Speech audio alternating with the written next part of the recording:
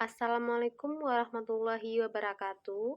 Perkenalkan, nama saya Tresya Putri Kelana dengan NIM 250201010455 dari program studi S1 Manajemen kelas MJ 205 kelompok 9. Pada video ini saya akan mempresentasikan hasil analisis UAS mata kuliah Statistik Ekonomi Bisnis 1, yaitu soal nomor 9. Soal hasil perhitungan dan output SPSS yang saya gunakan dalam analisis akan saya tampilkan pada bagian belakang saya. Selanjutnya, saya akan menjelaskan hasil analisis dari pertanyaan nomor 1 sampai dengan nomor 5. Baik, kita masuk ke pertanyaan nomor 1. Seperti yang terlihat pada bagian belakang saya, pertanyaan pertama adalah, apakah gaji manajer berpengaruh terhadap penjualan cabang? Untuk menjawab pertanyaan tersebut, saya menggunakan dua hipotesis. H0, yaitu gaji manajer tidak berpengaruh signifikan terhadap penjualan cabang, sedangkan H1, yaitu gaji manajer berpengaruh signifikan terhadap penjualan cabang. Dasar pengambilan keputusan dilakukan dengan membandingkan nilai signifikansi dengan tingkat signifikansi 0,05. Jika nilai sig lebih kecil dari 0,5, jika nilai sig lebih kecil dari 0,05, maka dapat disimpulkan bahwa variabel independen berpengaruh signifikan terhadap variabel dependen. Sekarang kita lihat hasil output SPSS yang ditampilkan di belakang saya. Pada tabel koefisien dapat dilihat bahwa nilai T sebesar 10,538, sedangkan nilai signifikansi sebesar 0,000. Karena nilai signifikansi 0,000 lebih kecil dari 0,05, maka H0 ditolak dan H1 diterima. Jadi, dapat disimpulkan bahwa gaji manajer berpengaruh signifikan terhadap penjualan cabang. Selanjutnya, kita masuk ke pertanyaan nomor 2. Pada bagian belakang saya sudah ditampilkan hasil regresi linear sederhana dari SPSS. Regresi linear sederhana digunakan untuk mengetahui dan memodelkan hubungan antara gaji manajer sebagai variabel X dengan penjualan cabang sebagai variabel Y. Berdasarkan hasil output SPSS, diperoleh nilai konstanta sebesar 137,852 dan koefisien regresi gaji manajer sebesar 1,580, sehingga persamaan regresi linear sederhana adalah Y sama dengan 137,852 ditambah 1,580X. Dengan keterangan, Y adalah penjualan cabang dalam ribu unit dan X adalah gaji manajer dalam $1.000. Nilai 137,852 merupakan konstanta, sedangkan nilai 1,580 merupakan koefisien regresi gaji manajer. Persamaan tersebut menunjukkan bahwa apabila gaji manajer bernilai $0.000, maka penjualan cabang yang diprediksi adalah sebesar 137.852.000 unit. Kemudian, koefisien regresi sebesar 1,580 menunjukkan bahwa setiap peningkatan gaji manajer sebesar $1.000 akan meningkatkan penjualan cabang yang diprediksi sebesar 1,580.000 unit. Jadi, hubungan antara gaji manajer dan penjualan cabang dalam model ini adalah positif. Selanjutnya, kita masuk ke pertanyaan nomor 3. Seperti yang terlihat pada bagian belakang saya, pertanyaannya adalah, berapakah penjualan yang diprediksi apabila gaji manajer sebesar $100.000? Untuk menghitungnya, saya menggunakan persamaan regresi yang sudah diperoleh pada pertanyaan nomor 2, yaitu Y sama dengan 137,852 ditambah 1,580X. Kemudian nilai X sama dengan 100, maka perhitungannya Y sama dengan 137,852 ditambah dalam kurung 1,580 dikali 100 tutup kurung sama dengan 137,852 ditambah 158, sehingga Y sama dengan 295,852. Jadi, apabila gaji manajer sebesar $100.000, maka penjualan cabang yang diprediksi adalah sebesar 295,852 ribu unit atau sekitar 295,852 unit. Dengan demikian, berdasarkan hasil regresi yang digunakan, peningkatan gaji manajer sehingga $100.000 diperkirakan berkaitan dengan peningkatan penjualan cabang sehingga sekitar 295,852 ribu unit. Selanjutnya kita masuk pertanyaan nomor 4. Pada hasil regresi yang ditampilkan di belakang saya dapat dilihat bahwa nilai koefisien regresinya adalah sebesar 1,580. Koefisien regresi sebesar 1,580 menunjukkan bahwa pengaruh gaji manajer terhadap penjualan cabang bersifat positif. Artinya, semakin tinggi gaji yang diberikan pada manajer, maka penjualan cabang cenderung semakin meningkat.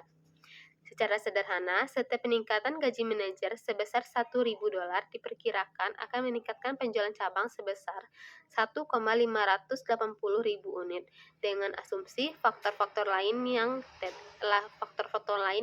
tetap. Jadi, koefisien regresi ini menunjukkan adanya hubungan positif antara gaji manajer dengan penjualan cabang. Selanjutnya, kita masuk ke pertanyaan nomor 5, yaitu diagnostik pengajuan asumsi klasik. Pada bagian belakang saya sudah menampilkan hasil pengujian asumsi klasik yang dilakukan menggunakan SPSS. Dalam analisis ini terdapat 3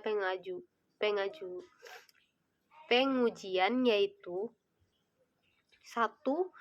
Uji multikoliniaritas.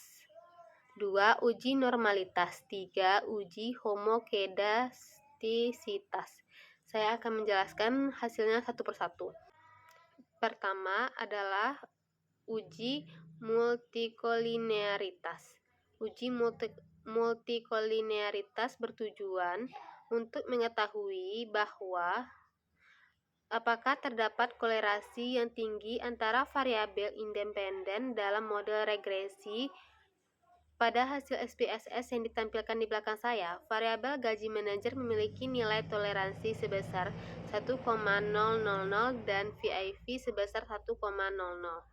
Kriteria yang digunakan adalah jika nilai toleransi lebih besar dari 0,10 dan VIV lebih kecil dari 10, maka model regresi dinyatakan tidak mengalami gejala multikoliniaritas. Karena nilai toleransi 1,00 lebih besar dari 0,10 dan nilai VIV 1,000 lebih kecil dari 10, maka dapat disimpulkan bahwa tidak terdapat gejala multikoliniaritas dalam model regresi. Selain itu, model ini hanya menggunakan satu variabel independen, yaitu gaji manajer, sehingga tidak terdapat kolerasi antara variabel independen yang perlu dikhawatirkan. Selanjutnya adalah uji normalitas. Uji normalitas bertujuan untuk mengetahui bahwa residual atau kesalahan penggunaan dalam model regresi berdistribusi normal. Pada bagian belakang saya sudah menampilkan hasil uji Kolmogorov, Smirnov, dan Shapiro-Wilks.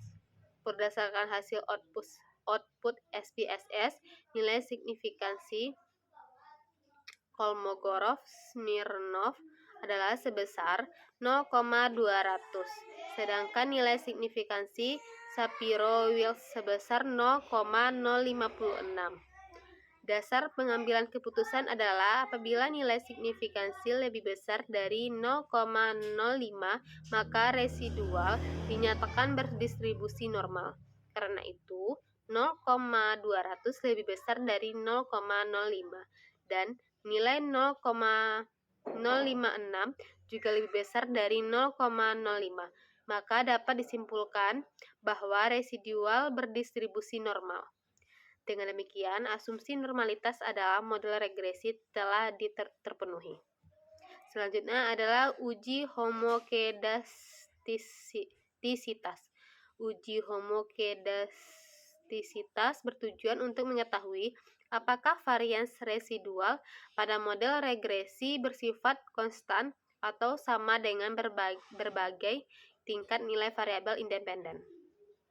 Pada bagian belakang saya menampilkan scatter plot dan hasil uji Gleiser. Berdasarkan scatter plot, titik-titik dapat terlihat terdistribusi secara merata dan tidak membentuk pola tertentu. Titik-titik juga tidak menunjukkan pola yang jelas seperti mengerucut, melebar, bergelombang, atau membentuk pola sistematis. Kemudian dari hasil uji Gleiser dapat dilihat bahwa nilai signifikansi variabel gaji manajer adalah sebesar 0,544 karena nilai signifikansi 0,544 lebih besar dari 0,05.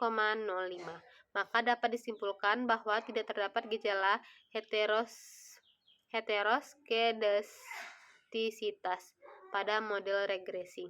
Dengan demikian, model regresi telah memenuhi asumsi homokedastisitas.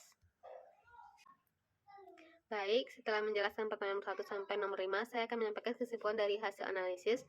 Berdasarkan hasil uji regresi linear sederhana, dapat disimpulkan bahwa gaji manajer berpengaruh signifikan terhadap penjualan cabang.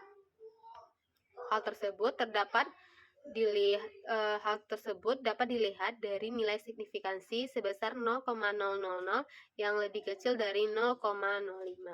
Persamaan regresi yang diperoleh adalah Y sama dengan 137,852 ditambah 1,580 X. Kemudian apabila gaji manajer sebesar $100.000, maka penjualan cabang yang diprediksi adalah sebesar 295,852.000 unit atau sekitar 295.852. Koefisien regresi sebesar 1,580 menunjukkan bahwa hubungan gaji manajer terhadap penjualan cabang bersifat positif. Sedangkan dari hasil penjualan asumsi klasik diperoleh hasil bahwa tidak terdapat gejala multikolenialitas, residual berdistribusi normal, dan tidak terdapat gejala heteroskedastisitas. Jadi secara keseluruhan, hasil analisis menunjukkan bahwa gaji manajer berpengaruh positif dan signifikan terhadap penjualan cabang, dan hasil pengujian asumsi yang dilakukan menunjukkan bahwa model regresi memenuhi pengujian yang telah dilakukan. Demikian presentasi hasil analisis UAS Statistika Ekonomi Bisnis 1 untuk soal nomor 9. Terima kasih atas perhatiannya dan waktu. Wassalamualaikum warahmatullahi wabarakatuh.